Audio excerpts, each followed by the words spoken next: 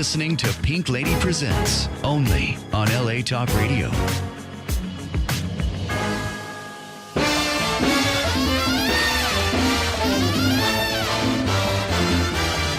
I'm gonna live till I die. I'm gonna laugh instead of cry. I'm gonna take the town and turn it upside down. I'm gonna live until I die. Hi there. Welcome to Pink Lady Presents It Ain't Over Till You Say It's Over, a program that celebrates lives well lived. By the way, if you want to call in, please wait until the end of the program, about 10 of 12. Thank you so much. Well, I am so excited. You have all heard about singing waiters and singing waitresses and bartenders. Well, today we have in this wonderful setting here a singing jewelry man. Yes, Solomon, the singing jewelry man. Hello, Rick Solomon. Hi, Miss Jackie. How are you? So tell me, how did you begin all this? Well, I've started singing, God, when my dad taught me the prayers to Friday Night Sabbath at 3-4 years old, where I could barely stand. Got into choir at 7, sang all my life, started songwriting actually in my early 20s. Wow. And then I was a singing waiter at the old Great American Food and Beverage Company. I love it. And that sort of parlayed into what I've been in the jewelry business for 35 years. Well, and I tell myself, I tell my customers, I am the singing jewelry man. I love it. I said, well, let me ask you something. Mm-hmm. When you say singing jewelry man, I mean, you walk into a place and then what happens? I mean, Well, I say, hi, I'm Solomon, the singing jewelry man. Are you interested in seeing anything today? Or if you have a song, you give me your favorite male artist and I'll give you a few bars. And they look at me like, oh, come on, like what? that. Yeah. And I've gotten gigs doing that because I sang for this one lady and it just worked out. Her husband, it was, I think, his 60th birthday. And she said, are you busy Sunday? And I said, no. Okay. So I sang for his party and it was great. So in other words, you sing for businesses, fundraisers, but tell me something. How do you set up your jewelry? I mean, is it really jewelry? Well, no, it's really jewelry. Okay. On a door-to-door basis, I don't take high-end stuff, because I don't want to get shot. But it's still very nice and very appealing. And if they're interested, like I say, it's a casual setup there in a beauty salon or a nail salon. Real estate offices have had me come in and do a more official setup in a conference room. Oh, okay. And people come in, and God bless women, because they support the jewelry business. But I'm curious, okay?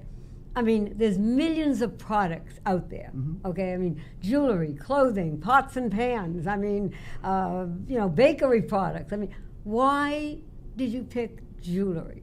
I mean... I see. Okay. Well, my family goes way back. My grandfather was like the Cartier of Antwerp, Belgium.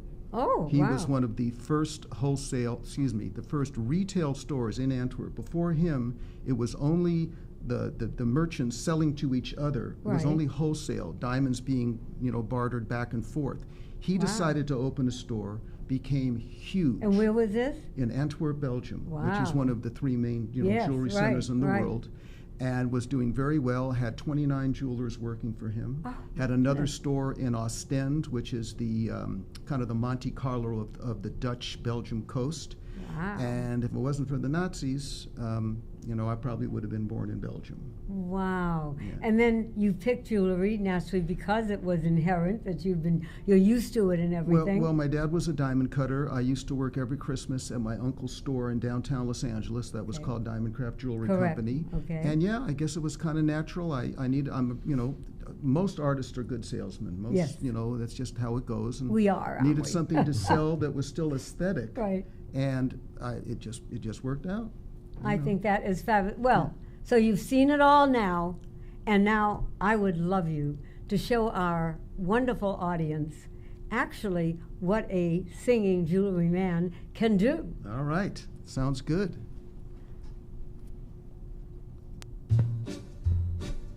Oh, the shark, babe, has such teeth, babe, has such teeth, dear. And he shows them pearly white. Just a jackknife has old Mag Heath, babe, and he keeps it out of sight. Or when that shark bites with his teeth, dear, scarlet billows start to spread. Fancy gloves wears old Mag Heath, babe, so there's never a trace of red. On the sidewalk, ooh, Sunday morning, lies a body, just a oozing ice. Someone's creeping around that corner. Could it be that's Mac the Knife? There's a tugboat, on down by the river, don't you know, with the cement bag just a drooping on down. That cement is there, it's there for the weight, babe. 5 will get you 10 old Maggies back in town. Now I hear Louis Miller, he disappeared, babe, after drawing out all his hard-earned cash. And old Mag Heath spends just like a sailor. Could it be our boy has done something rash? Now Jenny Diver, Suki Tawdry, Miss Lalina, and old Lucy Brown. Yes, that line forms on the right, babe. Now that Maggie's back in town. I said, Jenny Diver, Suki Tawdry, look out for Miss Lalina and poor Lucy Brown. Yes, that line falls on the right, babe. And now that Maggie's back in town.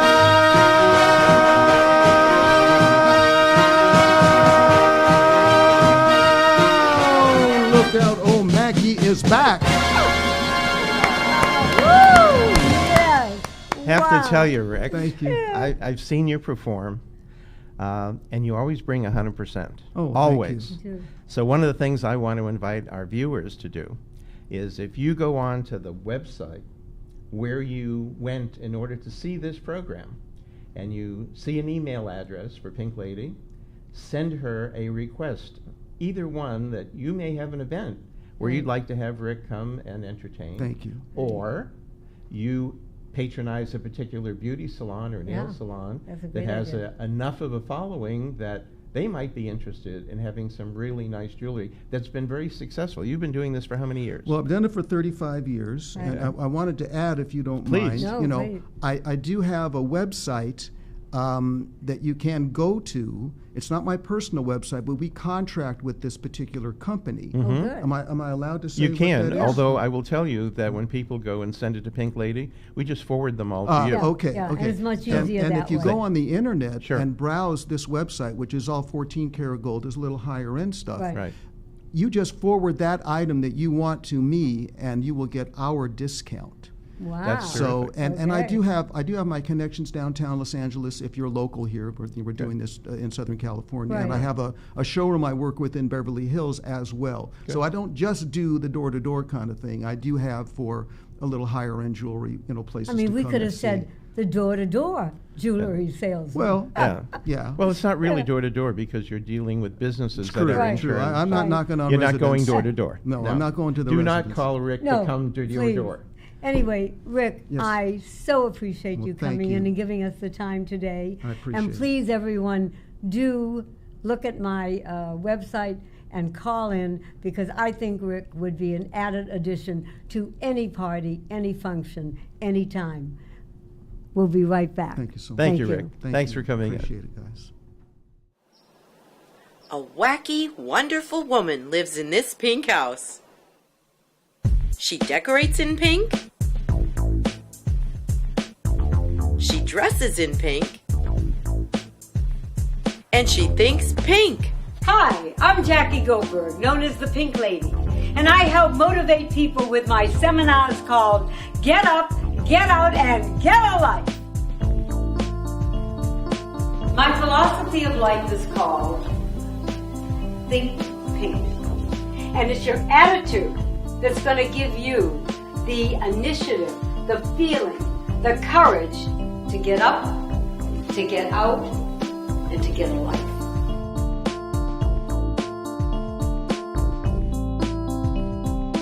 Everybody said, you've got to meet this person. She's outstanding. She's amazing. I think pink is a perfect color for her because it's vibrant, and she is. She speaks from her heart, speaks with experience on how to reinvent your life.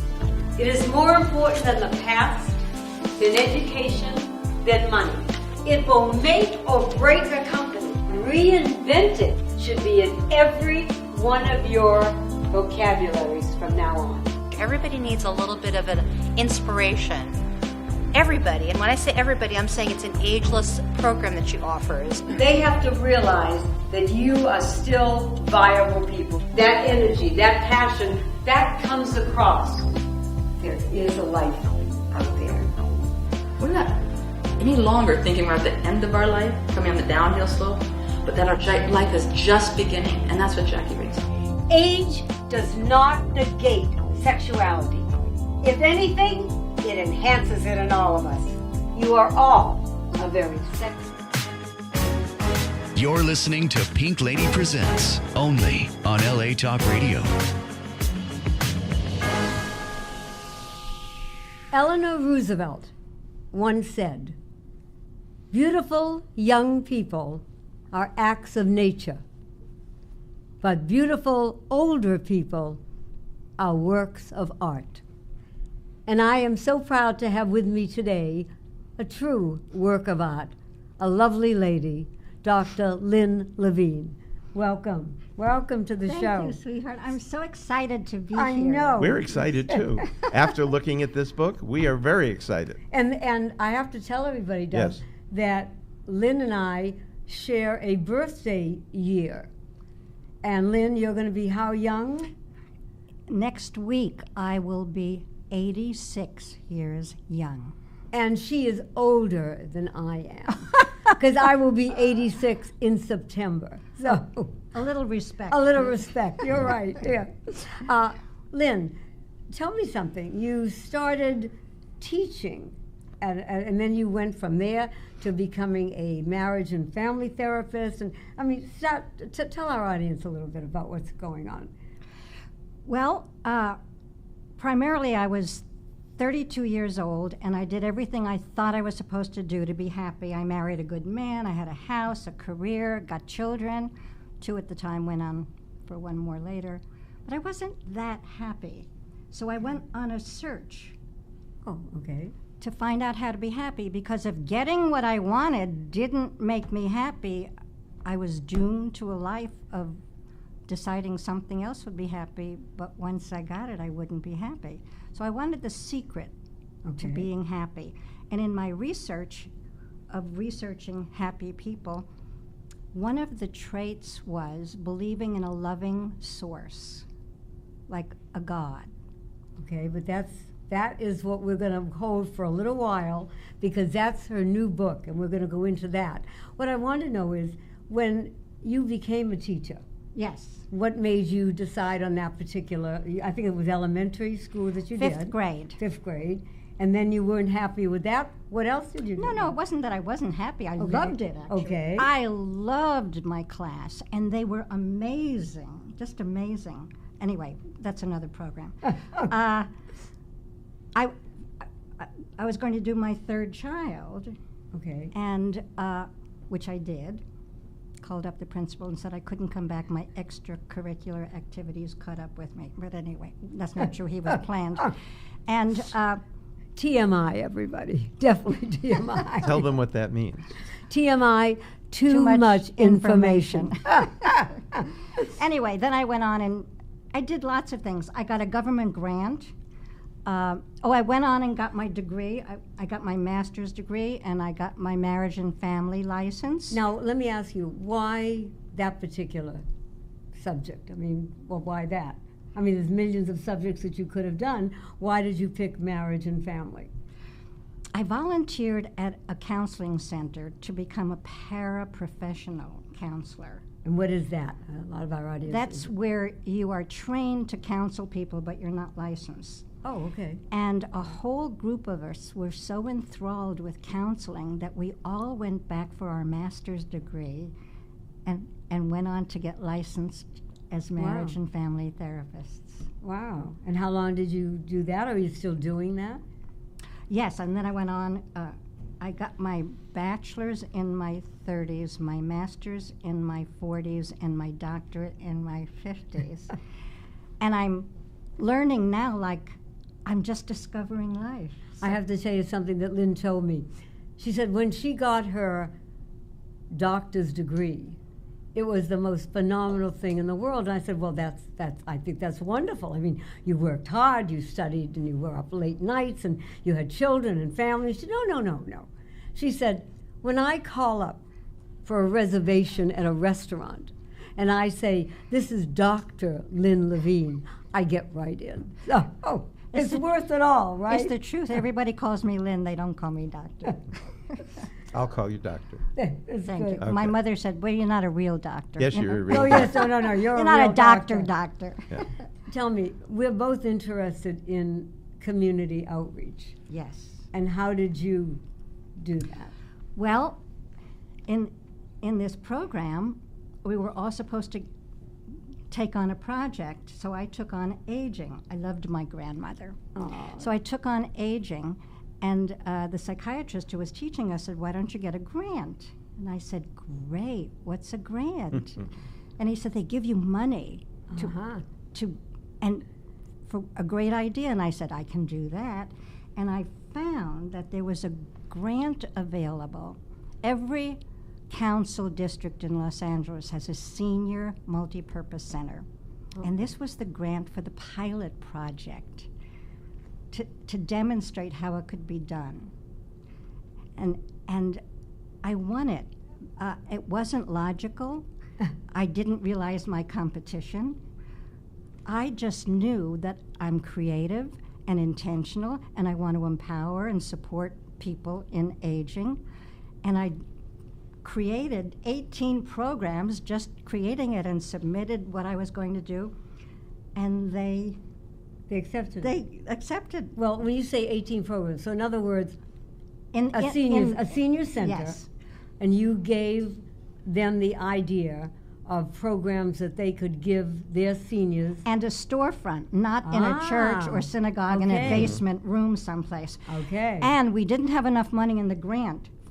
I got a store, but it was dilapidated, and I enrolled 5 labor unions to work free because I kept saying, you're going to be old someday. And those incredible men, they were all men, right. The carpenters, the plumbers. And they did it for nothing. They did it for love. I provided weekends and evening beer, pizza, and a boombox. And they created this incredible, beautiful facility. And which was your first one? My first one was? Facility, where was it? It was in Van Nuys next to the Social Security. Oh, that's a good place. And we had it for a couple of years, and we had 2,500 members. Wow. And then, because it was a model, we went on to create the one that started in the West LA that is now known as One Generation. That's mine, and it's fabulous. Fabulous. And it serves over 60,000 seniors and veterans a year. Wow, that is absolutely. I mean, what I'm going to do is jump in and tell you that I'm renaming your whole project, okay? Because you said you had 18 ideas. So this is now the Lynn Levine High Project. And tell our which audience means life. Right. And you are certainly adding to and enhancing the lives of all these people who, before you developed these products and these programs, didn't have what they have today. So, Kal HaKavod, all the honor, and thank you for doing that. Life is just a gift that keeps giving. Yes, it is. I always say it's a present, so enjoy it in the present. Let me ask you something. The subjects that you gave them, I'm just curious, in the beginning. Give me an idea of our audience, what subjects that because you didn't know what would be interesting to anybody. Oh, anything they wanted. We taught them languages, we had exercises, we had yoga, we had creative writing, we had at current events, we had rap groups, we had, I had, interesting one was I started friendship circles. Oh. So they could, groups of 10, Right. and they would meet at each other's home, celebrate birthdays, holidays. Very important. And some of them stayed and were very, very vital, and some of them didn't. And when I investigated what it was that kept, listen carefully to this one, what it was that keeps groups together is that one person took responsibility for the existence of the group. Right. They would say, when are we meeting again? And they would call people who didn't show up. If nobody did that, it disappeared. Yes. It disappeared. I am excited because I read your new book. By the way, Lynn's new book is on Amazon, and we'll talk about that. The book is called Okay, God. Let's talk. Which, okay, first of all, what inspired you to write this book? That's the first thing. Okay. So, my research in happy people, believe in God, and at the time, although I was raised Orthodox actually, I didn't believe in an external being or eternal being, but I wanted to be happy. So I created my own God. First I called him Bernie. I love it. And it was Bernie's job to love and adore me and find my faults cute.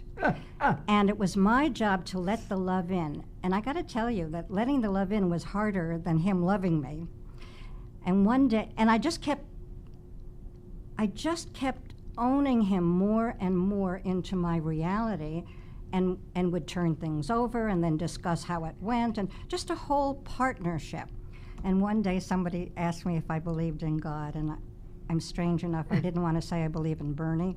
So I said, yes, I believe in God. And after that, I called him God. I love it. What skills or experiences helped you to write this book?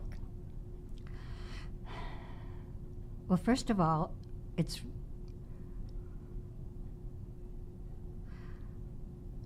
I became happy. Okay. Having a loving God as my partner in life. I'm known for being happy. I walk around with a smile on my face. People smile back, and I forget I'm smiling, and until they smile back. But you also must have had, like, your life experiences. Of course. To get you to this point. Of course. And I did everything. I Right. did everything. I did A Course in Miracles. I did Landmark Education, which I love. I did. Everything you could. I did. I went on a 2-year search, and I did everything. And I'm still involved Searching. in learning and growing. And what? Let me ask you. Did you have many challenges in writing this book? Oh, talk about challenges. Okay, we'll talk about challenges. My resistance. I've been writing this book for 10 years. Okay. I was resistant to share it with the world. Oh, very interesting. Okay. And then I just said, time. It's time. It's time. I went to visit someone in the hospital, in the emergency room, and a woman came in the bed next to him, behind that curtain, And she was alone, and I brought my book to the person I was visiting, Right. and I said, here, I wrote this book, I'll read it, and I'll be back and get it. It belongs to this person. And when I walked back in, she said, why am I angry? And I said, what do you mean? And she said, a man parked in front of my house today. I was so angry all day. I came in, I was angry, and I'm reading your book. And I'm saying, why am I angry? I didn't know it was a choice. I love it. You told me when I started to read the book, which was very interesting, I said, well, where is like the meat of the book, you know? And you said, no, Pink, there's no meat to the book. The whole book is meat. The whole book is important. But if you just take the book and open up to any page, something on that page is yours. And I did, so this is what I want you to look at. I want you to go to page 28. And Lynn, read the first part. You're Lynn, I'm God. It's commonly thought that aging brings decline. I find that trusting my body to be vital and healthy produces sweet results. Love works. Even my plants thrive when I love them. Say more. I'd probably be physically declining if I wasn't in partnership with all my cells, especially those constantly being born. They show off their ability to produce perfect health, and I adore them with appreciation and gratitude. Say more. If I do have a symptom, I don't make a big deal out of it like I now have a problem. I trust that my new cells are born perfectly and that those symptoms will soon disappear. Say more. I do have some old conversations that don't serve me. I'll hear my past voice telling me to take a jacket or I'll catch a cold, rather than take a jacket in case I need it. I know better than to complain about my wonderful body. I no longer listen to people blame getting older as a source of their physical or mental problems. Fear produces more fear. Appreciation produces more to appreciate. Say more. My body is my precious pet, and I treat it lovingly. I wake up in the morning hugging myself, enjoying the pleasure of being alive. I acknowledge my cells. I really hug myself. I acknowledge my cells for being healthy warriors. In my 50s, I used to wake up so stiff I felt rusty. I took on loving my body and knowing that new cells produce perfect health.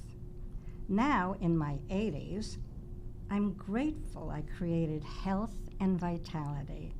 My body is my most important partnership, and I honor and enjoy our relationship. Love can appear magical. I tell you, I so enjoyed every part of it, Dove. It's funny, but when someone says, you know, read my book, Lynn's a friend. So you say, well, of course. But getting into it, what is the message that you would like to tell our audience today about what they will get from, okay, God, let's talk? There are two ways of being. You can come from what you already know, but that's like just reporting on what you already know, like a robot. Or you can create newly. You can discover this moment.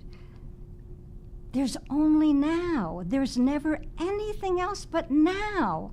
The past never happened when you're awake now. It only influences you, and the past is all the incompletions of life anyway, most of the time. It's like you are an awakening awareness, and it's joyful. You're not even a Lynn or a Pink. You're a child with innocence, with the wisdom of the ages. It's exciting to be alive and discover. Don't miss out on the show and waste your life about what you said before or thought before. I say to people, don't waste time on the little stuff or the big stuff. It doesn't matter, all that stuff. I like that. And it's true. One of the people that wrote to Lynn's, it's on the back of the book called Okay, God, Let's Talk. It says, these pages teach me I can be a light in the world when motivated by love, not fear. Her humor in conversations with God enhanced my life. It's available on Amazon, folks. I highly recommend you get it. Do you have any advice for other writers of any age about what to write, how to start it? I mean, yes. Have a terrible first draft. Just I mess love it up. that. Just go for it, and it's half of it is garbage. Don't worry about it. Just write the stupid book. And then you can extract the gold, the parts you love, the parts that you really want to share with other people. I think you're right, because there's so much. When I wrote my book, I just threw some of it away, and there were nights that I was crying. I mean, it's just not good. I'm never going to get this finished, and maybe I had 2 sentences, but little by little, it does come to you. What are your plans for the future? I mean, you're young. You got plenty of time. What's going to happen? That's right. So what's on the agenda for Dr. Lynn Levine? Well, just yesterday or the day before, I had a thought. What about creating internet groups like Me and My God? Have people creating their own loving source if they don't believe in one. Just make it up. It could be anything. Could be Bernie. It could be Bernie. I love it. He's got a lot of life left in him. Just travel life with a loving source that loves you and adores you like a grandparent, a loving grandparent would. Create one for yourself, but develop a relationship with them, not something that you think of when you need help and you're desperate, but someone to be with. You'll never be lonely when you have someone loving to work life out with. And I think that a lot of it is we all can have partners and things like that, but there are times, I believe, that when we're alone, that you need someone, everyone needs someone that they can just say something to. Yes. And know that that person is there. And know that you're human and you have your faults and the things you're ashamed of. Actually, the identity, I say, is based on shame. Really? Okay. Yeah. I find myself saying, that was stupid. I don't think I'm stupid. No, you're not. Far from stupid. But my machinery taught itself when I was little to say that was stupid. And given that it's just a machine, if I'm available, it programs me based on fear. Right. It programs me. And I go, thank you for sharing. No, I may have done something stupid, but I'm not stupid. I'm going to ask you a kind of personal question. Was there in your life, or is there in your life, a person named Bernie that you based all this on? She's blushing. No. There was a relative. Oh, okay. A short, heavy-set man. Okay. Whose name was Bernie, and I loved him. He was jovial, as little fat people should be. But anyway, he was a good man, and I always felt safe with him. He wasn't looking for what was wrong with me or judging me. He enjoyed me, and I was so safe with him. I could just be myself. I could be any way, and I knew there was nothing I could do to have him not love me. Like you are with God. Yes. Please, ladies and gentlemen, as you watch our program today, Okay, God, Let's Talk is available on Amazon. Not just buy one for yourself. I say buy one for all your friends and family, because they will enjoy talking to God. It's on Kindle, too. And on Kindle. Lynn, thank you so much, and we will be right back. Thank you, Lynn. Hi, Pink Lady here.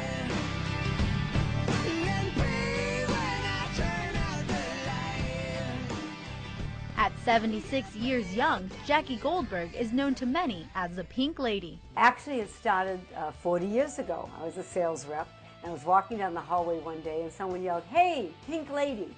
And my husband, who was a marketing genius, said, "Do you want to be known in our business? You are now the Pink Lady."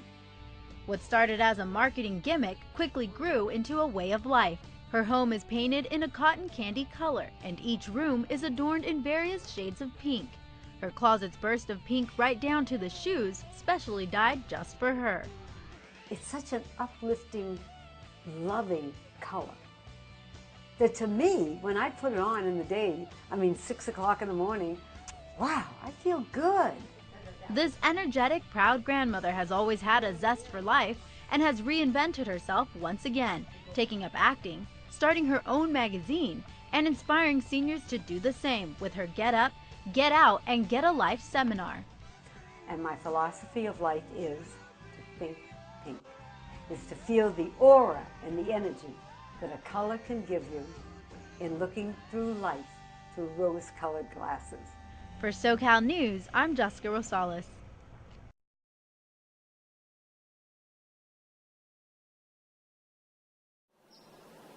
A wacky, wonderful woman lives in this pink house. She decorates in pink. She dresses in pink. And she thinks pink. Hi, I'm Jackie Goldberg, known as the Pink Lady, and I help motivate people with my seminars called Get Up, Get Out, and Get a Life. You're listening to Pink Lady Presents, only on LA Talk Radio.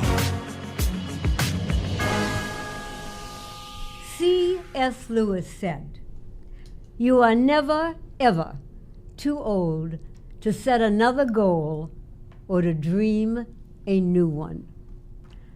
I'm sitting here today with a very lovely, lovely lady who I met on one of our auditions for our show, Ruby Hayes, a songwriter and a singer. Ruby Hayes, hello. Hello, my darling. Welcome. So happy to be here. Well, we're happy that you're have here. Thank you. So tell me something. Where did Ruby Hayes start? Well, I started at the age of 14 singing gospel in a little church called Shady Grove Baptist Church in Plummerville, Arkansas. Love it. It's my hometown. And then I sang in different churches around town in Arkansas until I moved to Washington, D.C. in 1970 and made my singing debut there at the L'Enfant Plaza Hotel in Washington, D.C. Oh, okay. Yes. And then what did you do after that? Well, I joined a jazz combo band, Al Martinez Jazz Combo, and sang easy listening songs. Oh. And I started to realize that I had a different groove than jazz. So I started to move into more blues, R&B, and soul. Is that what we were in blue today? Yes, I guess it is. I get it. I get it. Mm-hmm. So when did you really start to go throughout the country? Because I know you went to many countries and things. It was called Artist in Residence. Can you explain that to our audience? Yes, that's when you go and you have a contract to perform in a hotel or resort, and you perform for 6 nights, 6 nights during the week. Okay. And you perform for people from all around the world. They come from everywhere. So that's when the contract can last for about 3 months or 6 months. Wow. Okay. And my first one was in 2007, where an agent contacted me to come and perform in Thailand. Oh, wow. Okay. Yes. So I performed in Pattaya Beach at a 5-star hotel for 6 months. And I took a piano player from America with me, Okay. and that was my first taste of doing that. Now,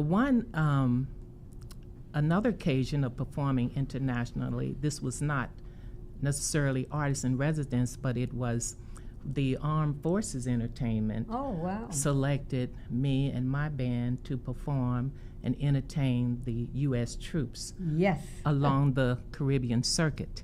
Thank So we went to Fort Buchanan in Puerto Rico you. Okay. and performed there for 3 days, and then we went to Honduras and performed at the Soto Cano Air Force Base. Wow, thank you so much for doing that. Wow. Yes, yes. And you know, the thing about it is we thought, oh, this is the armed forces, so it's going to be hard. They're going to work us hard. But it was a very easy gig. We would do a gig just once a day, and then they would organize tours for us to tour the country. So they were very nice to us. You had a vacation and entertained our Yes, troops. absolutely, Good for you. absolutely. And then I think this is one of the most exciting things that I would think that one would do as a singer, is sing before a president of the United States. Oh, yes, one of Yeah. the most enjoyable highlights of my career. I tell you, I performed at the 2009 presidential inaugural ball. This President Barack Obama. Oh, wow.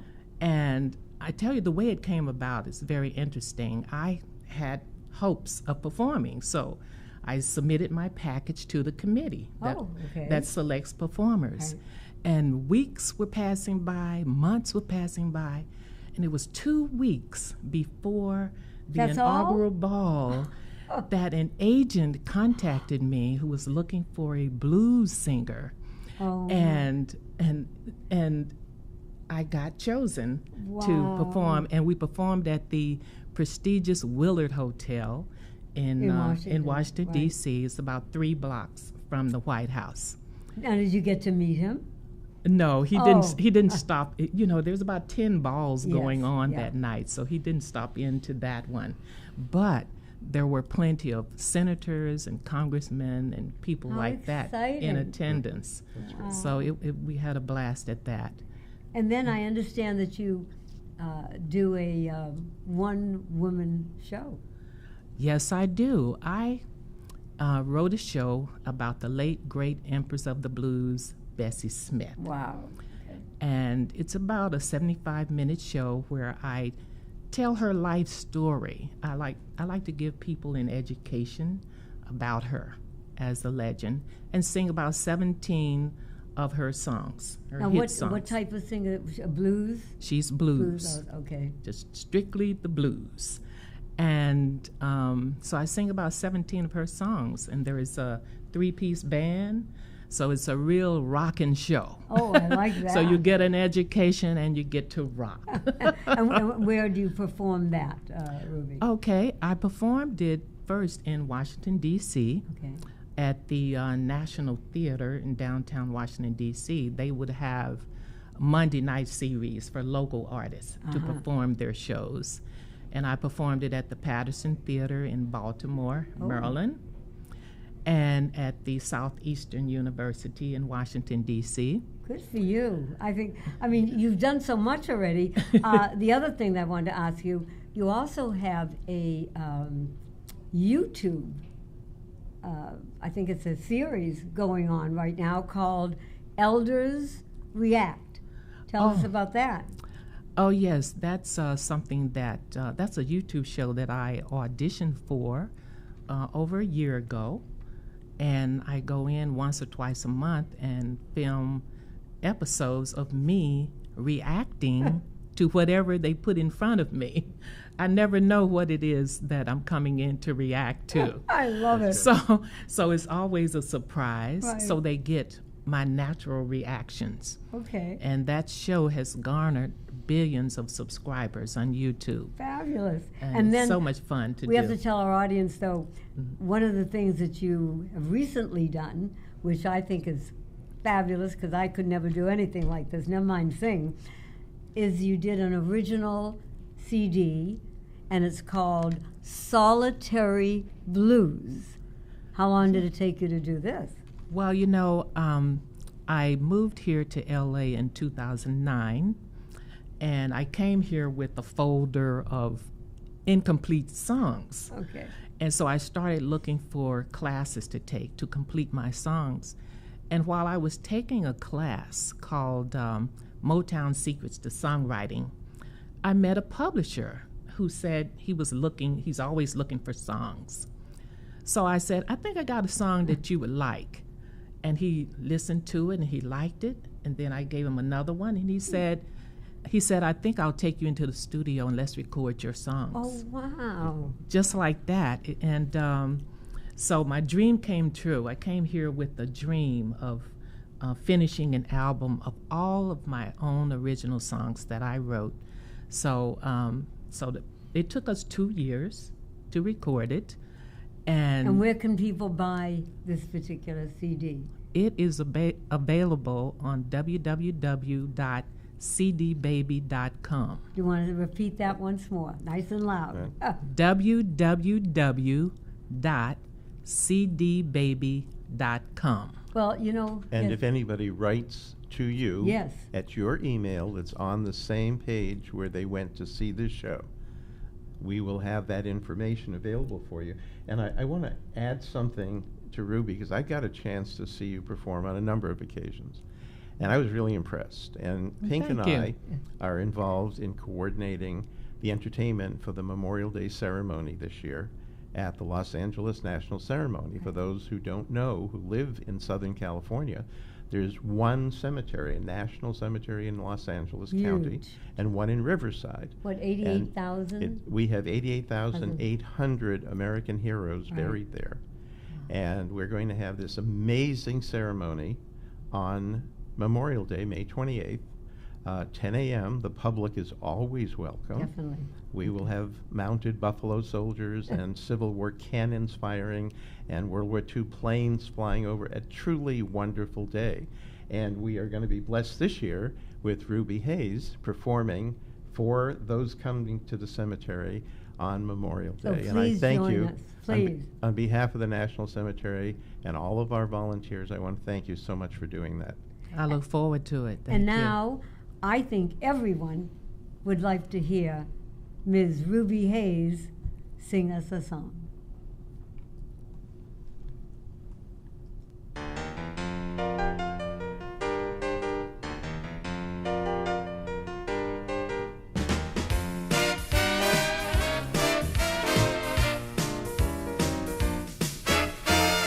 Let me tell you about a boy I know. He's my baby and he lives next door. Every morning before the sun comes up, he brings me coffee and my favorite cup. That's how I know. Yes, I know. Hallelujah, I love him so. When I'm in trouble and I have no friends, I know he'll go with me until the end. Everybody asks me how I know. I smile at them and say he told me so. That's how I know. Yes, I know. Hallelujah, I love him so. When I call him on the telephone and tell him that I'm all alone, before I count from 1 to 4, I hear on my door in the evening when the sun goes down and there's nobody else around. He kisses me and he holds me tight and tells me, baby, everything's all right. That's how I know. Yes, I know. Hallelujah, I love him so.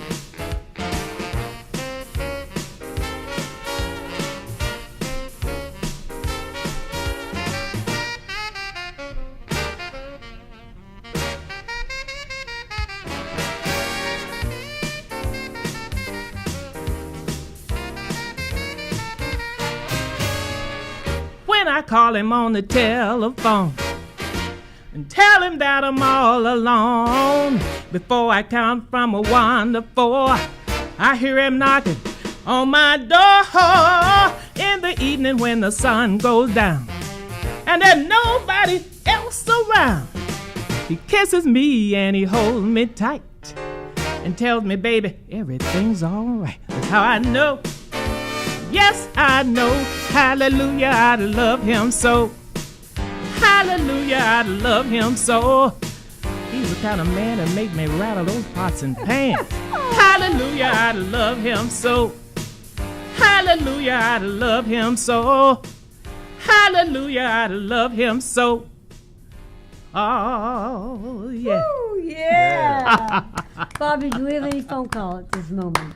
Okay. Then Let's talk about a couple of other things in addition to the National Cemetery, because you're talking about your support and your performances for the military. We have Yes. some things coming up. We're going to Yes. put them on Pink Lady's website, Pink Lady Presents.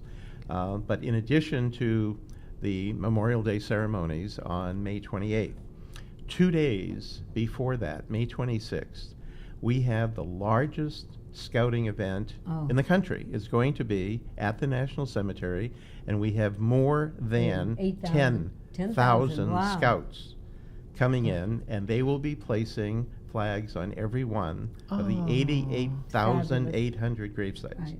There's a ceremony from 8 to 9 in the morning, open to the public. Right. And you can see these kids in all of their splendor. They're amazing children. I mean, each from, one. From very young up to Eagle Scouts at age 18. And they go over to each grave. They're given a certain amount of flags. Right. And they go over to the graves and they put the flag on the grave site, step back, and salute.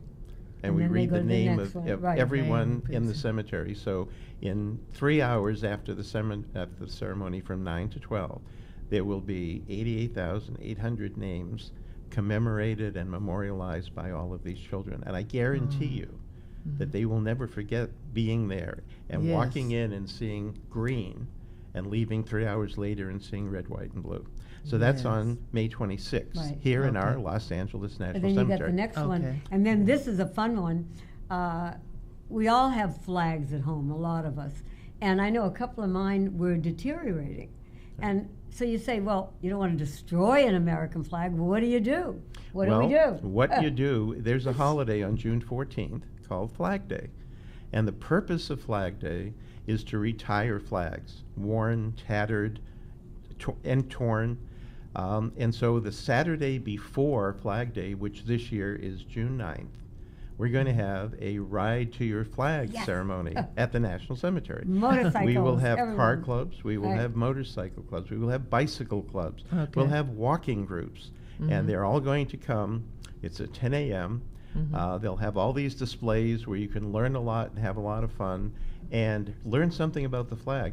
One of the people who's our volunteer has one of the best collections we've ever seen, from before the very first flag was made up through all the years with the different numbers and dimensions. I never realized that some had big stars and little stars, and some were vertical stripes and some were horizontal, but they'll all be on display for the public to see. Oh. So what And we're that's on telling June 9th. everyone Yeah. to please come out, and actually on our website we will have all this All the information, information. so that you won't forget. I mean, there's a lot of information today. Ruby, I thank you so much for coming and being with us today. And come and see and hear Ruby Hayes Thank you. on Memorial Day. And thank you again on behalf of all of our National Cemetery volunteers. I look forward to it. Thank you. Remember, everyone, it's not the years in your life that count. It's the life in your years. So thank you so much for watching today. As we've shown you, there are many people that have lives worth talking about, showing you, and sharing with you. So remember, it ain't over till you say it's over. God bless. Pink Lady says, see you next time. Thank you, folks. Thanks for watching. You're listening to Pink Lady Presents, only on LA Talk Radio.